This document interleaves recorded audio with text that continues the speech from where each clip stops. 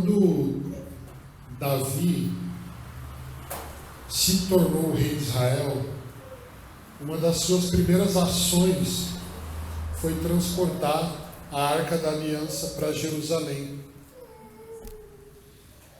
E a Arca da Aliança era um símbolo da presença divina entre o povo. E como o templo ainda não tinha sido construído, a arca era como se fosse um santuário móvel. E naquele dia, então, que Davi está transportando a arca para Jerusalém, o povo cultuava e celebrava a presença do Senhor com instrumentos, com músicas, com danças. Mas, quando esse povo chega na eira de Nacon, um dos bois que puxavam os carros tropeça. A arca pende para o lado, ameaçando cair. E aí o texto vai nos dizer que um homem chamado Uzá, ele vê a arca pendendo para o lado, ele coloca a sua mão na arca. E aí, segundo Samuel 6:7 vai dizer: a ira do Senhor se acendeu contra Uzá, e Deus o feriu por seu erro. E Uzá morreu junto à arca de Deus. E num primeiro momento, talvez a gente pense: mas Uzá tinha uma boa intenção. Ele só não queria que a arca espatifasse no chão. Mas a verdade é que o Senhor tinha especificado na lei quem deveria carregar a arca. Somente os levitas. O Senhor tinha especificado na lei como a arca deveria ser carregada. A arca tinha argolas, né? E entre essas argolas deveria ser colocada uma vara, e a arca deveria ser carregada pelos ombros, apoiada nos ombros dos levitas. E absolutamente ninguém podia tocar na arca. Só que nessa situação, era para os levitas estarem levando a arca, e não eram os levitas que estavam levando a arca. Era para colocar nos ombros, segurando as varas. Mas a arca foi colocada num carro puxado por bois. E a arca foi tocada por Uzá. Isso significa que tanto Davi, quanto Israel e Uzá, todos pecaram aqui pela falta de zelo com a presença do Senhor. E o que a gente aprende com essa situação? Que Deus não espera apenas que nós o adoremos, mas que o adoremos da forma que Ele deseja ser adorado. Vou falar outra vez, que Deus não espera somente que o adoremos, mas que o adoremos da forma que Ele deseja ser adorado. Na Bíblia nós encontramos vários exemplos de adoração que foi rejeitada por Deus. Deus rejeitou a oferta de Caim, porque a maneira como ela foi oferecida tratou o Senhor como alguém comum. Deus rejeitou o incenso de Nadab e Abiú, filhos de Arão, porque eles ofereceram fogo estranho ao Senhor, e não da forma que havia sido determinado na lei. Deus rejeitou o culto do povo e dos sacerdotes dos tempos de Malaquias, porque eles ofereceram sacrifícios ilícitos ao Senhor. Então, quando se trata da adoração, a gente precisa ter mais do que boa intenção. Nós precisamos fazer o que Deus ordenou e como Ele ordenou.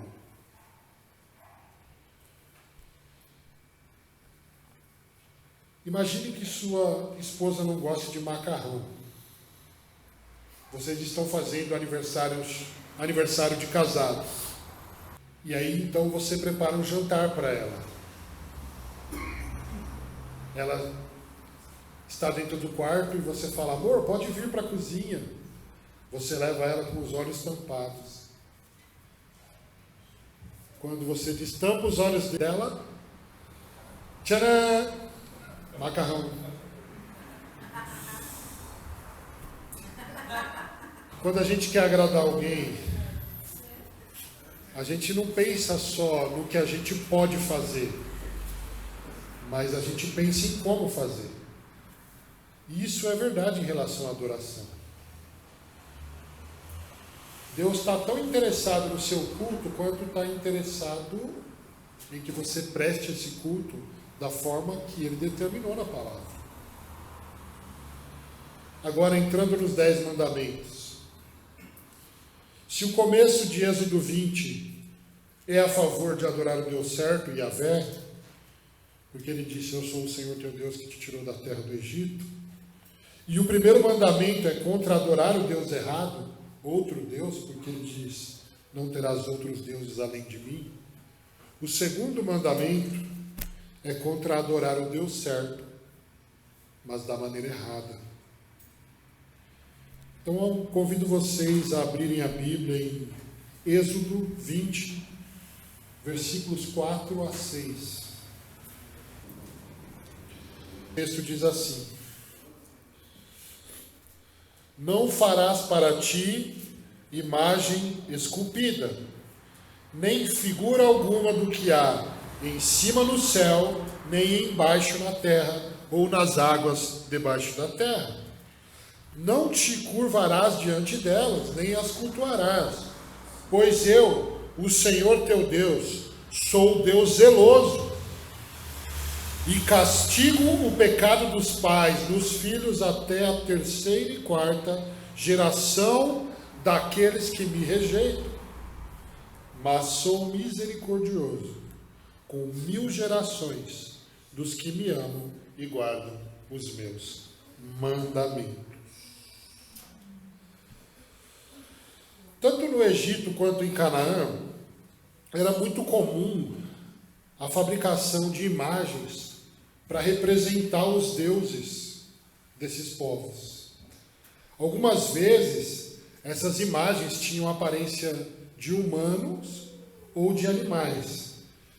E essas figuras tinham a ideia de simbolizar os atributos da divindade que era representada pela imagem.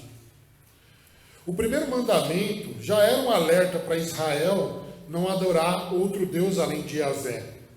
Mas os israelitas, ainda assim, podiam cair no erro de imitar as outras nações e tentar materializar Yahvé em esculturas de pau, de pedra, de metal ou qualquer tipo de obra-prima. Por isso, o segundo mandamento traz 2 proibições. A primeira, a fabricação de imagens de escultura, porque o versículo 4 diz: não farás.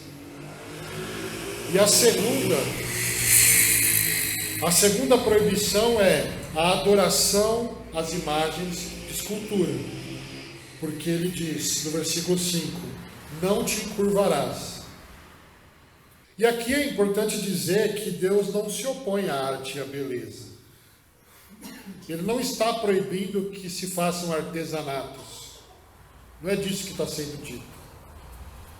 Mas o texto está falando do ato de atribuir eficácia espiritual a qualquer objeto para se aproximar de Yahvé, ter comunhão com Ele ou representá-lo. Então Deus está dizendo que Ele não aceita ser representado por qualquer tipo de imagem esculpida.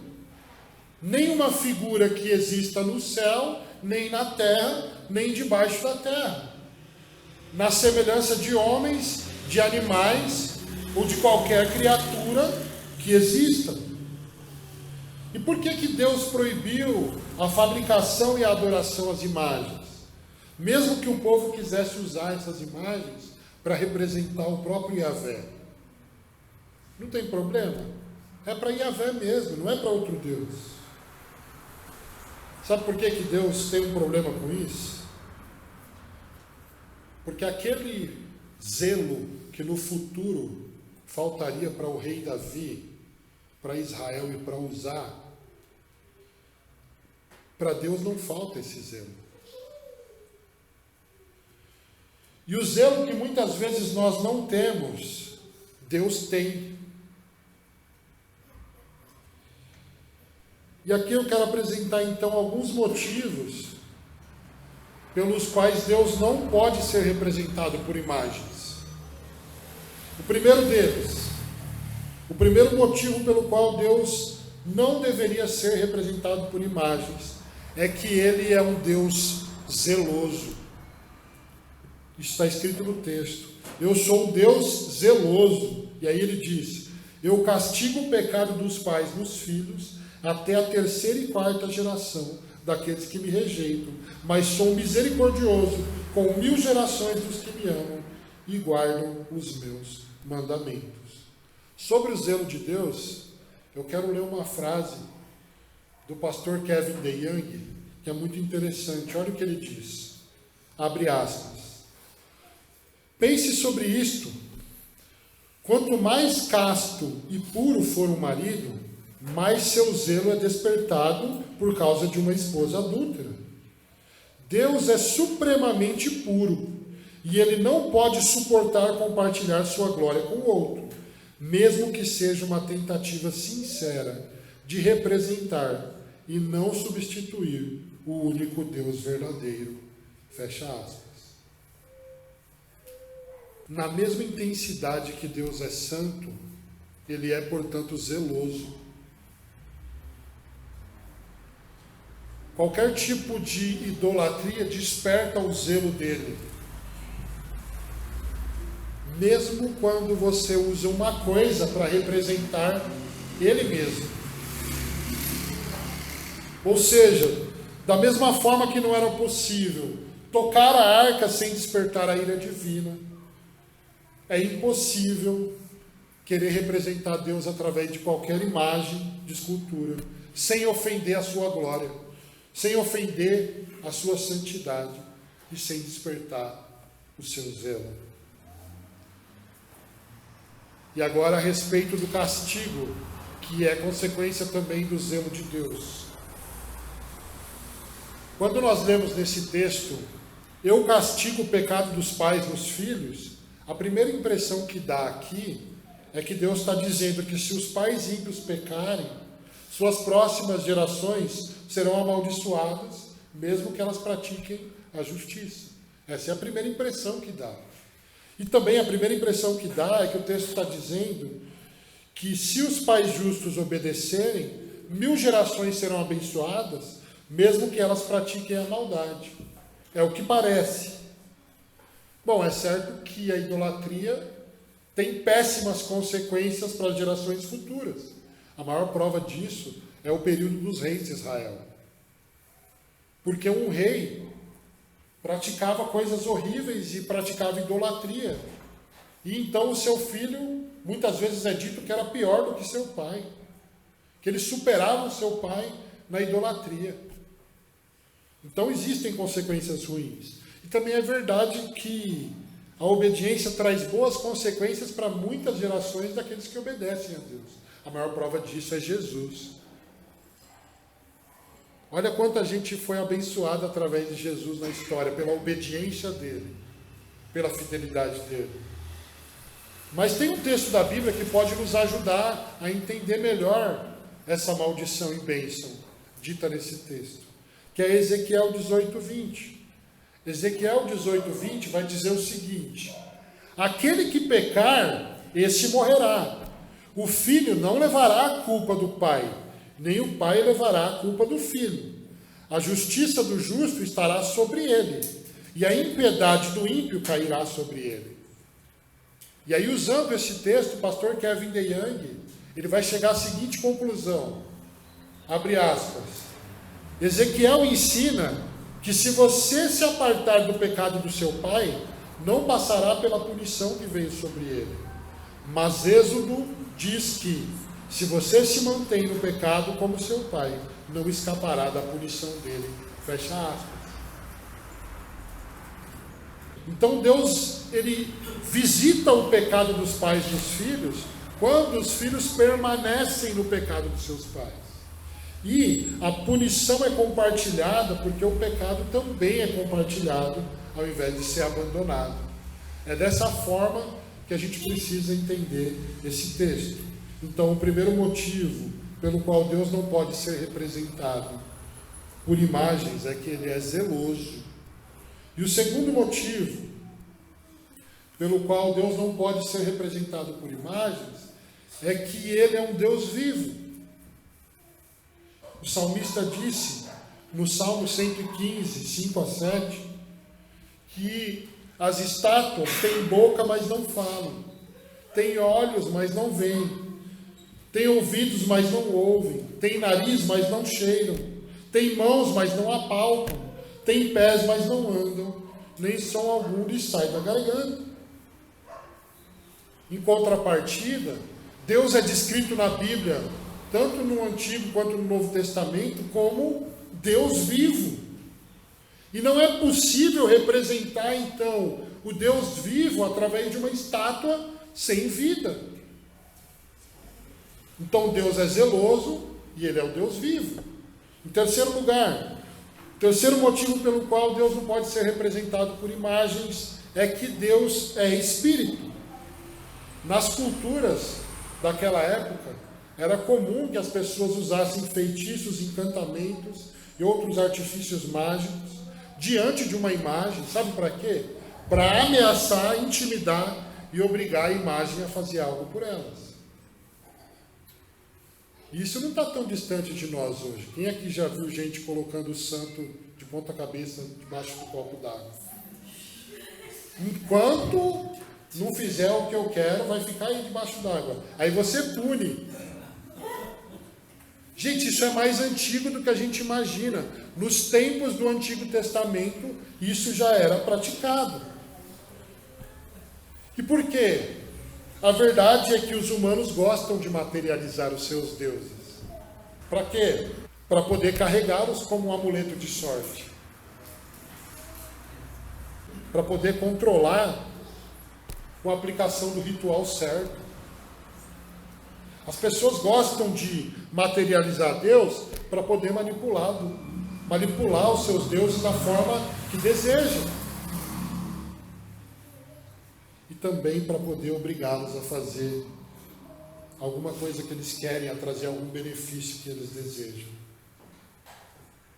A imagem era, portanto, a representação de uma divindade frágil e fraca. Sabe no filme lá, quando o Hulk, o cara fala que é Deus e ele começa a bater para um lado e para o outro, depois ele fala, Deus fraco. É isso que as imagens são. Elas estão sendo manipuladas por homens. Elas estão sendo torturadas por homens. A imagem dá a sensação para as pessoas de que elas estão no controle e não Deus. Mas Yahvé ele não pode ser materializado. Sabe por quê? Porque quando Jesus vem ao mundo, ele diz que Deus é espírito. O espírito é imaterial. O espírito não tem corpo. Então ele não pode ser carregado, ele não pode ser controlado, ele não pode ser manipulado. Yahvé não pode ser ameaçado pelos seres humanos. Ele nem aceita que façam imagens dele. Então, Deus é zeloso, Deus é vivo e Deus é espírito. O quarto motivo pelo qual Deus não poderia ser representado por imagens é que Deus é grande. Jeremias capítulo 10, versículo 6 diz: não existe ninguém semelhante a ti, ó Senhor. És grande e grande é o poder do teu nome. Sabe o que isso significa? Que qualquer matéria que seja usada como uma tentativa de representar a grandeza de Deus será infinitamente inferior ao tamanho da glória do Eterno.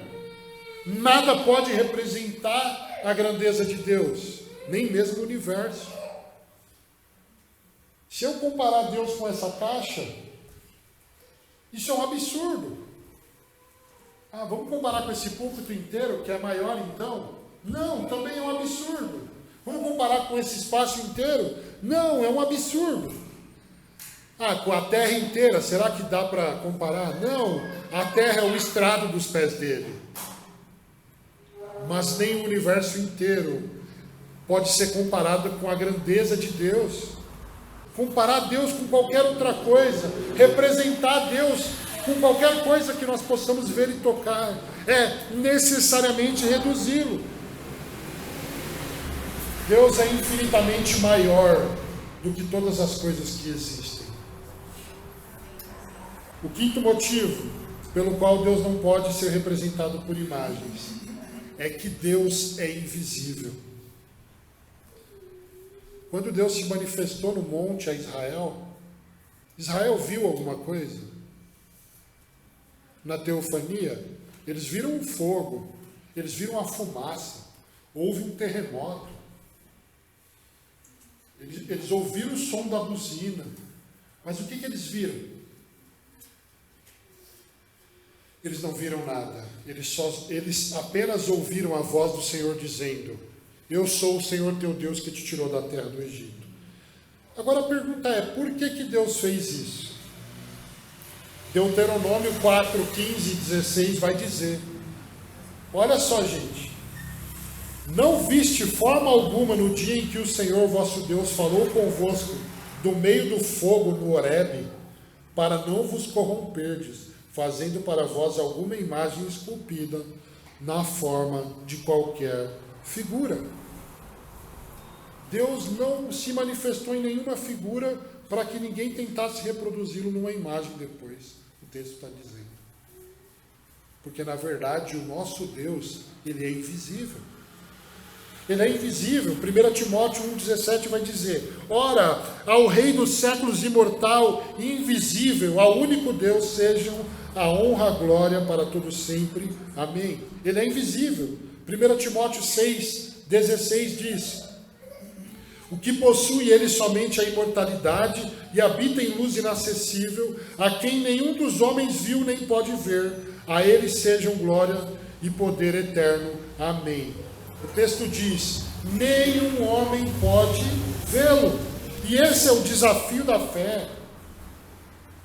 Nós acreditarmos não porque nós vimos a Deus, mas porque nós ouvimos uma voz, mas porque nós ouvimos a sua voz através da palavra de Deus pregada.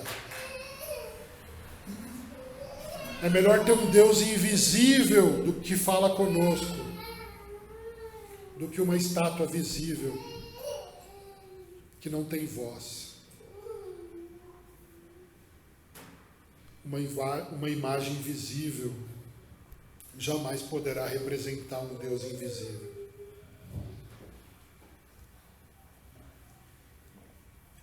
Deus é zeloso, Deus é vivo, Deus é espírito, Deus é grande e ele é invisível. E não acabou.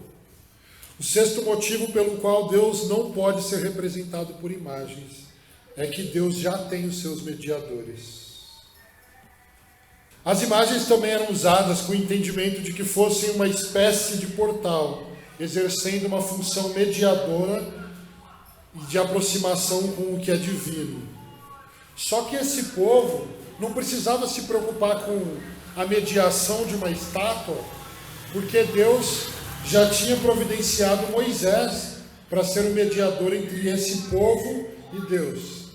E além disso, ao longo da história de Israel, Deus usaria reis, profetas e sacerdotes, até que viesse o verdadeiro rei, profeta e sacerdote, Jesus Cristo, o mediador da nova aliança.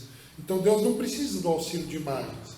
Ele tem como mediador da antiga aliança Moisés, e ele tem como mediador da nova aliança Jesus.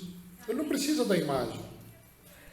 E por último, o último motivo pelo qual Deus não podia ser representado por imagens é que Deus mesmo já criou uma imagem dele. João Calvino disse: Deus não pode ser representado por uma imagem ou escultura, já que ele quis que sua semelhança aparecesse em nós. Gênesis 1, 26 e 27 diz assim: E disse Deus, façamos o homem à nossa imagem, conforme a nossa semelhança. E Deus criou o homem à sua imagem, a imagem de Deus o criou, homem e mulher os criou. O que significa ser imagem e semelhança de Deus? Eu trouxe uma última citação nesse sermão, que vai nos esclarecer o que significa ser imagem de Deus. Um teólogo chamado Draper Longman III, ele diz o seguinte: a palavra de Selém é utilizada para se referir à construção de imagens régias. Ou seja, embora o rei não pudesse estar fisicamente presente em todos os seus domínios, ele estabelecia imagens de si mesmo por todo o reino, a fim de lembrar o povo acerca da sua autoridade. Nesse sentido, a imagem de Deus pode ser interpretada como a representação de Deus na criação. Ou seja, ao homem foi dada uma função de vice-regência. Deus nos deu a função de governar, sermos vice-regentes de Deus no tratamento, no cuidado da criação de tudo, de todo o domínio da terra, né? Então Deus não precisa da nossa ajuda para fazer imagens, porque Ele mesmo criou uma imagem e semelhança de si, que é o ser humano. Nós somos imagem e semelhança de Deus. E aqui a gente pode fechar a lista. Por que Deus não pode ser representado por imagens? Deus é zeloso. Ele é o Deus vivo. Deus é espírito. Deus é grande. Deus é invisível. Deus já tem os seus mediadores. E Deus já fez a sua imagem. Agora a pergunta é: como Israel tratou o segundo mandamento? Quando Moisés subiu no monte em uma determinada circunstância, ele começou a demorar para voltar.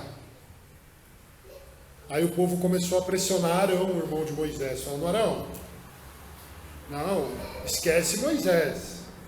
Esse mediador a gente já perdeu pelo visto, que ele está demorando demais. O que eles fizeram? Fizeram um bezerro de ouro. E, gente, não sei se você já reparou, eles não fizeram um bezerro de ouro para representar outros deuses. Não. Eles fizeram um bezerro de ouro para representar Yahvé. Tanto que quando eles terminam de fazer o bezerro de ouro, o Êxodo 32:4 diz que eles disseram: ó Israel, aí está o teu Deus que te tirou da terra do Egito. Você entende? Deus estava falando: não é para me representar através de nada. E de repente esse povo faz um bezerro de ouro. Lembra que ele falou? Nada, nem na semelhança de humanos, nem de animais. Fizeram uma representação de Yahvé na figura de um animal. Eles criaram ali um bezerro para ser o novo mediador, já que Moisés estava demorando demais para voltar. E você consegue perceber a gravidade do pecado de Israel? Eles trataram o Deus zeloso com total falta de zelo. Eles representaram o Deus vivo através do que é inanimado. Eles representaram o Deus espiritual através daquilo que é material. Eles representaram o Deus invisível através daquilo que é visível. Eles representaram o Deus grande através daquilo que é minúsculo. Eles desprezaram a glória de Deus. E agora presta atenção numa coisa. Israel não estava tentando adorar outro Deus, mas eles estavam tentando adorar o Deus certo, mas da maneira errada. E aqui a gente pode considerar, aqui a gente começa a aplicar essa palavra. Como nós podemos considerar o segundo mandamento, como nós podemos considerar o segundo mandamento nos dias de hoje? Em primeiro lugar, além de adorar ao Deus certo, precisamos adorá-lo da forma correta. Sabe o que acontece? Muitas vezes a gente avalia a qualidade de um culto através dos nossos sentimentos, expectativas e experiências. Então a gente pensa assim: eu me senti bem, então o culto foi bom. Eu tive uma experiência, então o culto foi bom. Mas tem algo já errado aqui. Porque o culto ele não é dirigido a nós. Esse não é o melhor critério para você avaliar um culto, o que eu sinto. Se você crê realmente em Deus, mesmo quando você não sente nada, você entendendo que aquele culto está sendo prestado de forma bíblica, você fica tranquilo. Você não acha que tem algo errado com o culto. Você entende que o culto é para Deus e mesmo que eu não sinta nada, eu continuo crendo. Isso é maturidade na fé. Agora, quando eu preciso de uma sensação especial para que o culto se torne especial, primeiro que já tem um problema aqui, que eu estou tratando o culto como se fosse para mim.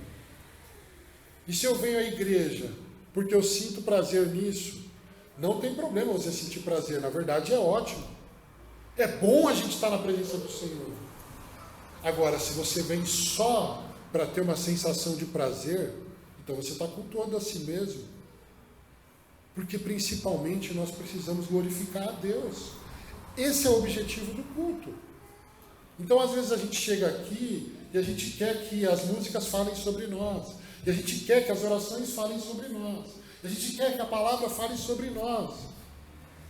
Mas a verdade, gente, é que uma vez que o culto ele é de Deus e para Deus, nós devemos cantar a palavra, nós devemos orar a palavra e nós devemos pregar a palavra. Porque Deus não aceita a adoração se ela não for entregue da forma correta. A gente pode ser só mais um usar bem intencionado. A gente precisa mais do que boa intenção. A gente precisa entender que Deus tem uma vontade para o culto. Deus tem uma vontade para a adoração. A gente não tem poder nem autoridade de configurar o culto conforme as nossas expectativas. Você pode personalizar o seu avatar na rede social. Você pode personalizar o seu look. Você pode personalizar a sua vida. Você pode personalizar o lanche que você vai comer no restaurante. Mas nós não temos poder nem autoridade para personalizar o culto ao Senhor. O culto pertence a Deus. Então é o que Ele revelou na palavra ou nada. Ou então a gente está oferecendo a Ele adoração vã. Ou então Ele vai dizer para a gente, como Ele disse para o pessoal do tempo de Malaquias: a quem dera alguém tivesse fechado as portas desse lugar. Deus não está interessado só na nossa adoração. Ele está interessado que a gente o adore da forma que Ele é e da forma que Ele espera ser adorado. E aí que está o problema quando a gente começa a ser criativo. Pastor, vamos fazer uma coisa diferente. O pastor Kevin DeYoung vai dizer no livro: o motivo pelo qual nós atraímos as pessoas é o motivo para o qual nós as atraímos.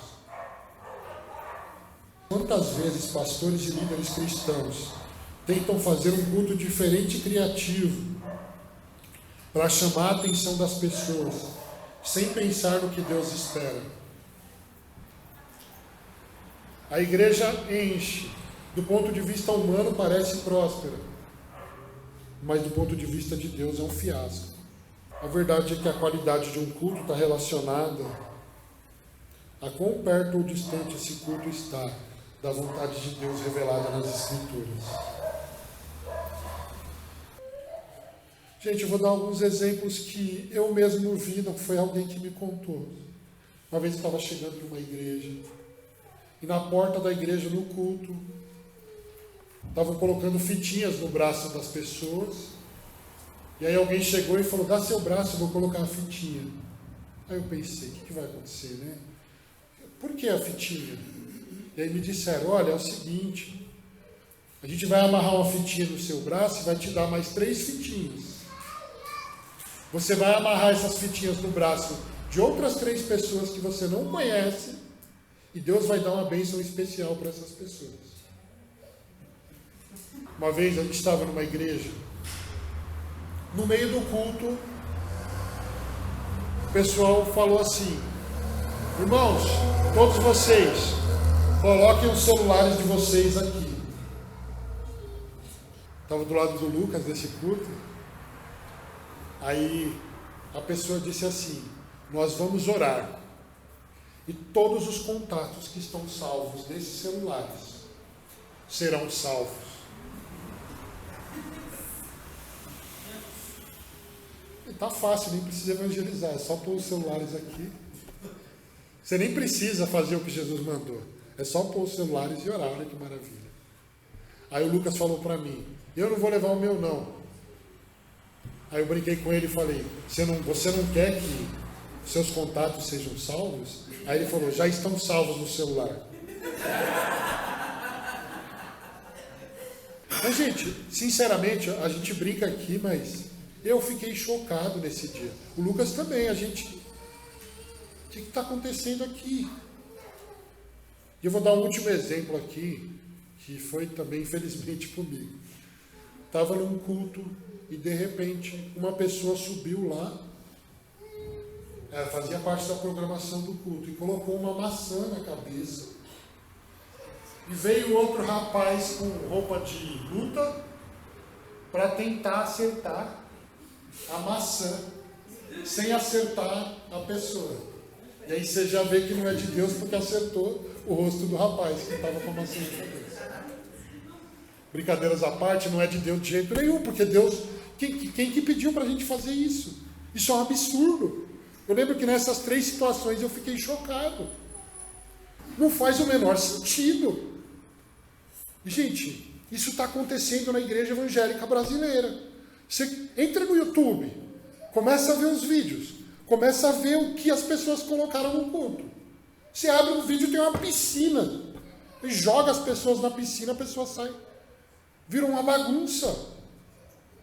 Porque os homens, eles pensam o seguinte: não, mas isso está atraindo as pessoas, isso está dando certo. Mas Deus não nos chamou para fazer igreja para dar certo. Ele nos chamou para fazer igreja que se submete à vontade dele. Deus quer adoração, mas Ele quer adoração da forma que Ele revelou na palavra. Se amanhã, gente, faz um favor, isso vai ficar gravado na internet, vocês podem usar contra mim no futuro. Se amanhã ou depois a gente colocar uma piscina aqui no meio e começar a falar: olha, a unção da piscina, quem mergulhar vai ter uma bênção especial, sai dessa igreja. E antes de sair, mostra esse sermão para mim.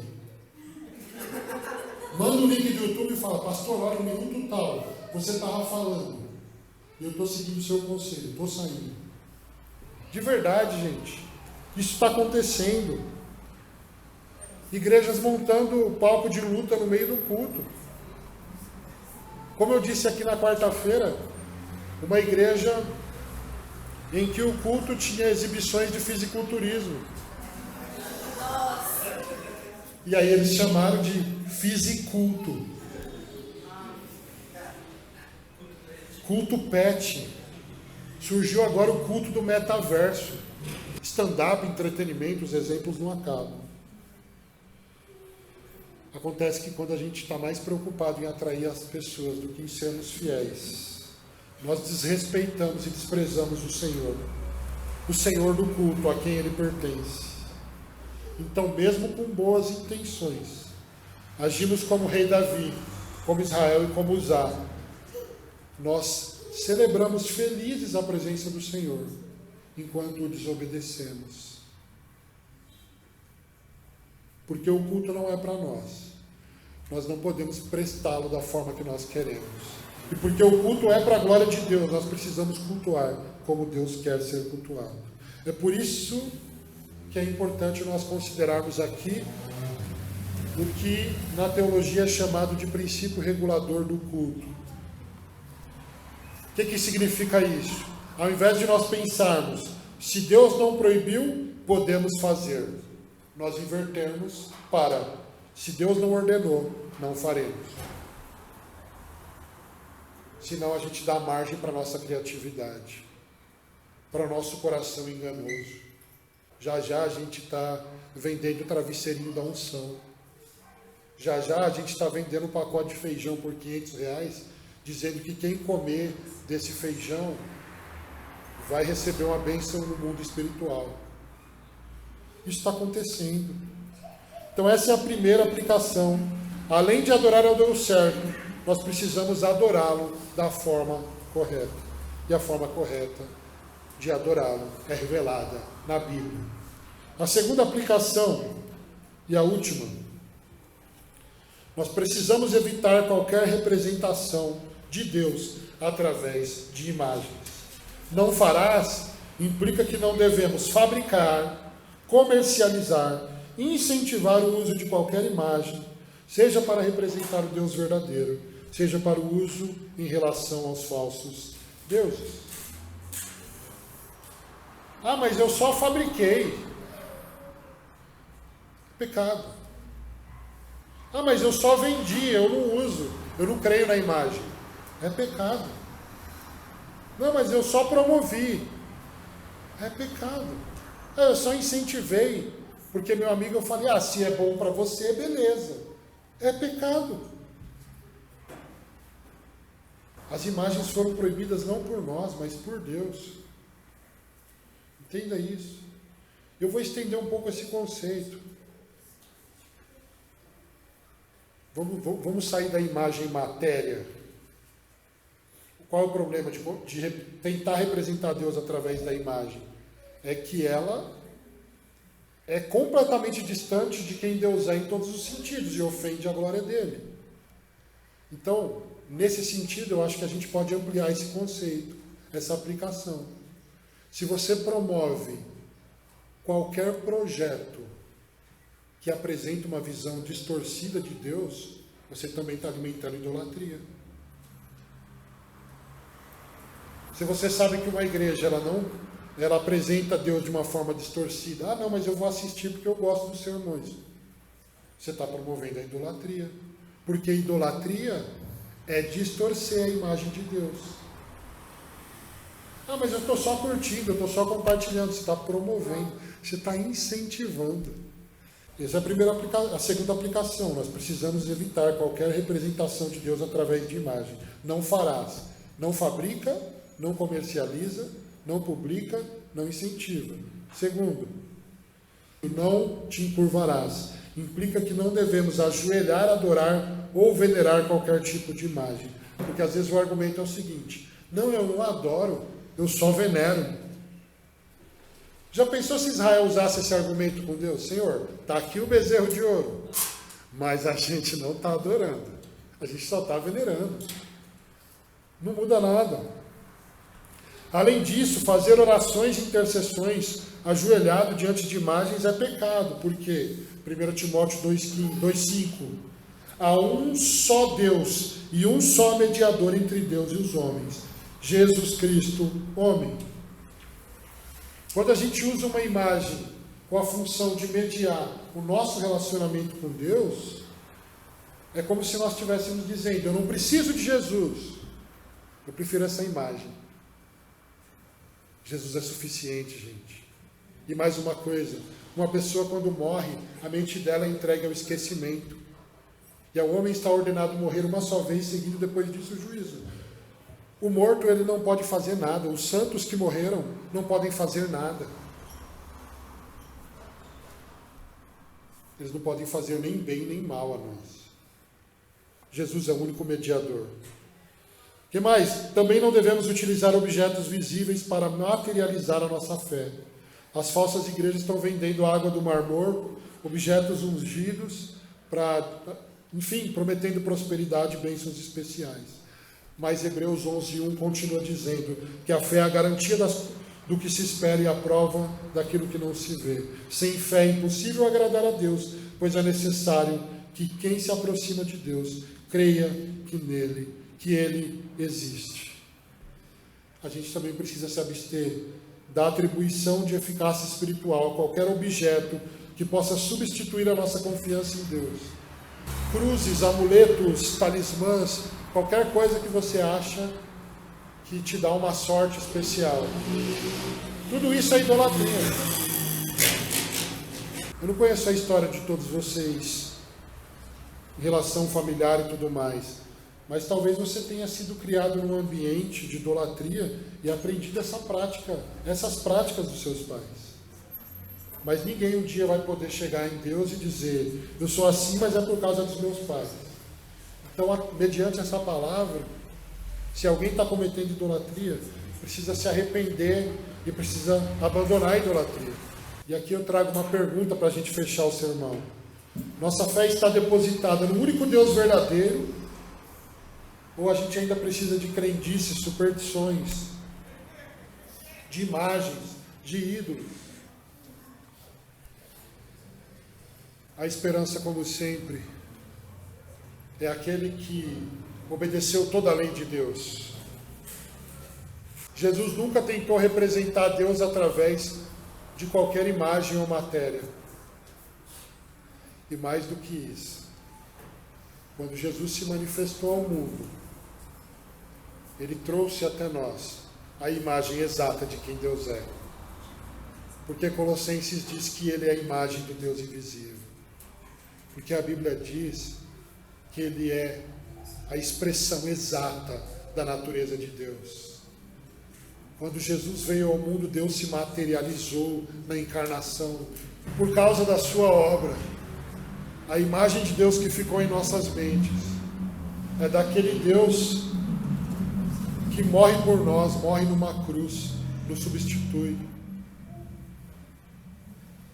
E pela fé na obra dele, nós passamos a viver para ele. Então ele cumpriu, nós temos a esperança. Mas porque ele cumpriu também, e agora nós pertencemos a ele, nós precisamos considerar esse mandamento em nossas vidas. Por isso eu releio essas duas aplicações e encerro. A primeira, além de adorar ao Deus certo, precisamos adorá-lo da forma correta. Segunda, precisamos evitar qualquer representação de Deus através de imagens. Então a minha oração aqui hoje é para que nós estejamos sensíveis à palavra dele, para prestar culto ao Senhor da forma que ele espera.